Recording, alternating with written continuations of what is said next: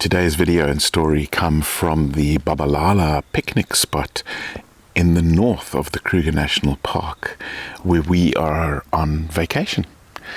And that actually ties into the story, because our quote today comes from Stephen Covey, who said the following: "We must never become too busy sawing to take time to sharpen the saw."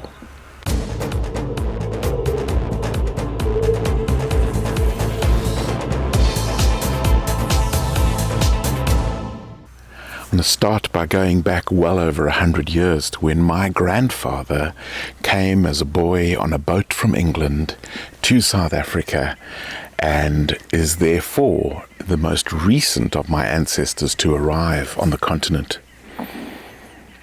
What's really interesting about him, though, is that he taught me how to use a saw. And the saw, he always said, let the saw do the work.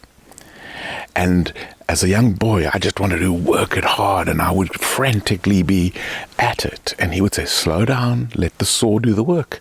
And suddenly discovered that when you let the saw do the work, it's so much easier.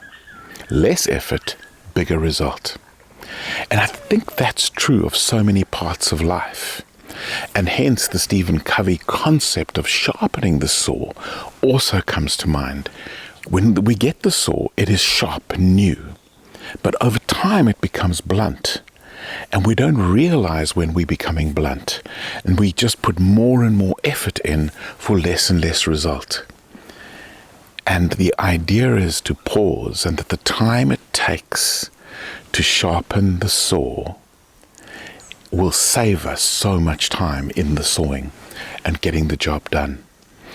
And I wonder how that applies to teams, where our teams very often get so focused on the what and the when of the activities of the team that we don't stop to have a look at the how. How are we developing as a team? How are we problem solving together? Are we hearing all of the voices in the team? And that's the sharpening of the saw, when we get the team to come together and to team better. Then we can get greater results for less effort. That's sharpening the saw for a team. If you like this video, why not hit subscribe? That way you can regularly get conscious leadership updates in your YouTube feed.